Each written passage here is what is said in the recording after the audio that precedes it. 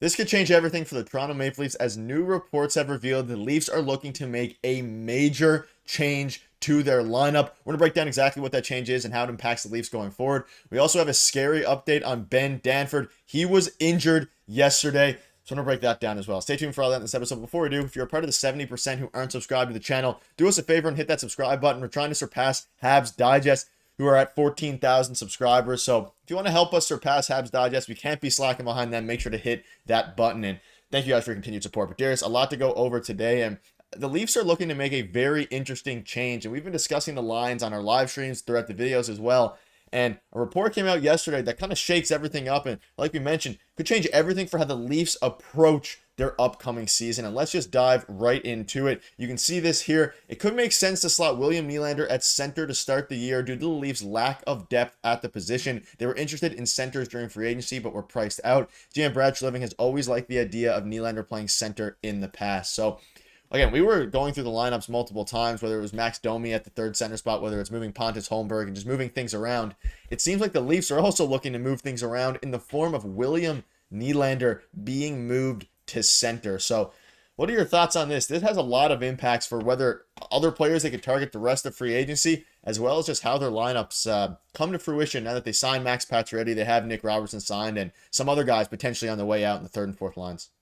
Yeah, honestly, I kind of forgot about that this even happened last year because Sheldon Keefe was so against doing this that I kind of just think of William Nylander as a winger, and that will never change, right? But I kind of forgot about how last season, when Brad Treliving came in as the new GM and got hired, he said, I want to try a few new things. I have some ideas just because of, being able to watch the Leafs from the outside looking in. And one of them was trying William Nylander at center, right? And we'll get into it and some other reports from Jonas Siegel and all that. But, he basically said, and it was true. If you watched it in real time last year, Sheldon Keefe tried it for maybe a period in the preseason and said, I don't like this, and went back to the way it was, right? So, when you really think about Nylander at center, I mean, I don't know if I would like to see them try it again. I think it's something that they can absolutely try again in the preseason, really give it a good try, like a few games, and in some serious situations, try him out at center and see how it works. Because, you have to play differently when you're a center. You have to be more defensively responsible, right? And can Nylander do it? I think he can. He has the foot speed to do it. Certainly has all the tools. He can definitely play center.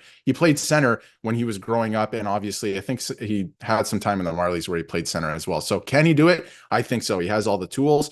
But let's see and make sure it works in preseason. Actually give it a try, see what it looks like. Because, this whole time with Sheldon Keefe, he just did not like it. I've always thought of William Nylander as just a winger, so I didn't even think that was a possibility. But imagine you have Austin Matthews, William Nylander, and John Tavares as your 1, 2, 3 centers. You wouldn't even have to go out and get a center at the trade deadline. You could just fill out the rest of the lineup as need be around the trade deadline. So it opens up a whole world of possibilities. I think they should absolutely try it again. All the tools are there. And it spreads your lineup a little bit too, which is something I was thinking Craig Berube, when he came in, was going to do anyway. So it does make sense.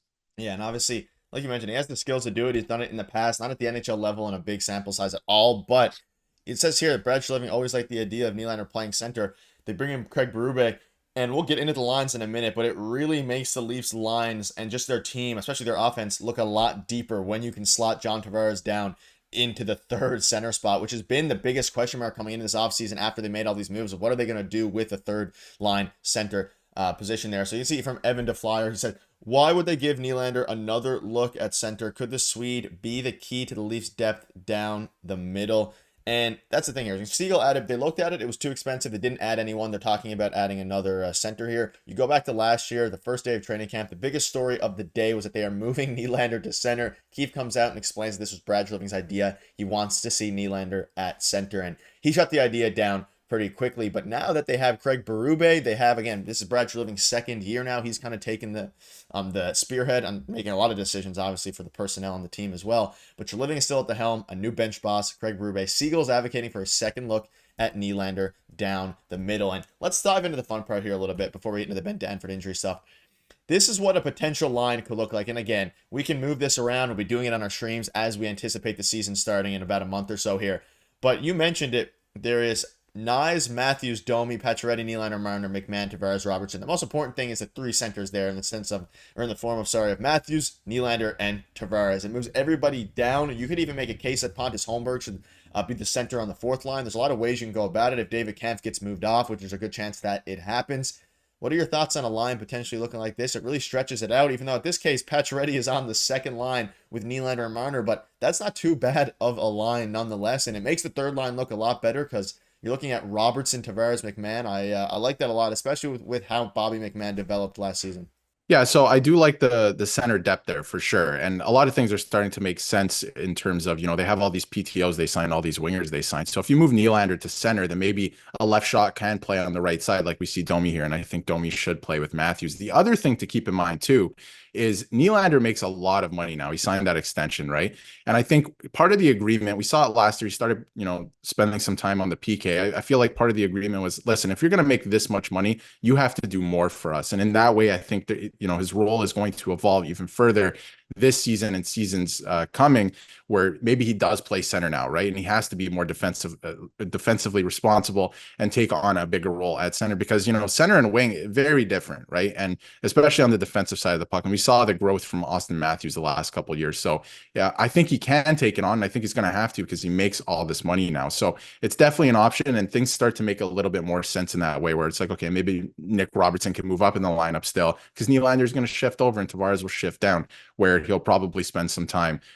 If it's not this season's coming, right? They're going to have to find a center if it doesn't work out with Nylander. So some things make sense there. I don't think Reeves comes out of the lineup, probably at some points this season, but I feel like they like Reeves and I like Holmberg. I feel like Kemp makes too much money for what he does. So there's a lot going on with this lineup still that they're going to figure out through training camp. But I think 100% they should give Nylander a shot at center, see what he has, really work with him because you know what? He makes a lot of money and his role has to evolve with the team as well. Yeah, and there's still a trade on the horizon involving a couple of these guys. Now, it might be in the form of the defense, which I'm sure we'll get into in a very soon video here. But yeah, I agree. I like Domi. We've been discussing it. Domi alongside Matthews is something we've been advocating for and preaching for the past really couple months on the channel. So it'd be nice to see that. And I think by moving Nylander to center, it opens up a lot of different things, especially for Domi. But at the same time, we can't discount how much of a change it is, and you don't want to put him in an uncomfortable spot. So it's obviously going to be up to Nylander as well to see what he's comfortable doing. But let us know in the comments what your thoughts are on that. Let's move on a little bit.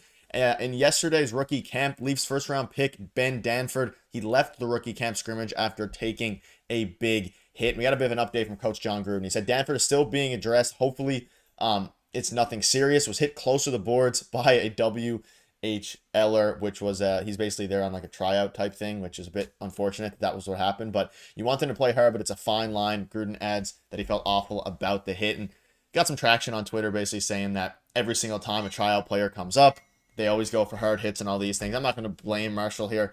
I'm sure Marshall Finney didn't mean to do it, but the focus here needs to be on Ben Danford, and hopefully he's okay because he is a very good prospect. He's a prominent prospect in the Leaf system, and it is a head injury, which is never a good sign here. But we'll get more updates as, of course, the camp approaches, training camp approaches, all these things. But for now, he is hopeful he's going to be okay, and hopefully it's nothing too serious.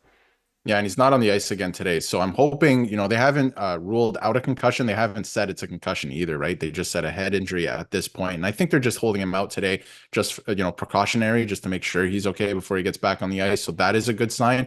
But I was a little bit worried about this yesterday because we just saw with Anaheim, Brett Seneca, he's out with an injury that's going to keep him out the entirety of training camp. He'll probably just go back to Oshawa at this point.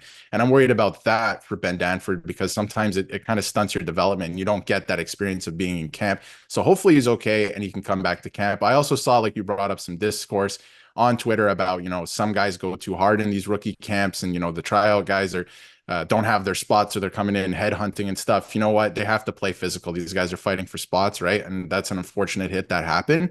Obviously, I don't think it was malicious or anything, but stuff like that happens in rookie camp because guys, they're trying to make lineups, they're trying to make the Marlies, whatever it is, and they're going to play hard. So hopefully Ben Danford's okay. It seems that way at this point. Yes, he's not on the ice. That's not a good sign, but they haven't said that anything is significantly wrong. They just said it's a head injury at this point. So hopefully he's okay, and we'll see him at training camp. Yeah, and hopefully he gets back on the ice over the next few days because he's going to be a big storyline as well. Obviously, he's not going to make an impact this upcoming season. He's still super young, and the Leafs are pretty good regarding the depth chart for their defense. But let us know in the comments what your thoughts are on this. What are your thoughts on the injury? And let us know, do you want to see William Nylander take a shot at center? Thank you guys for watching. We'll see you soon.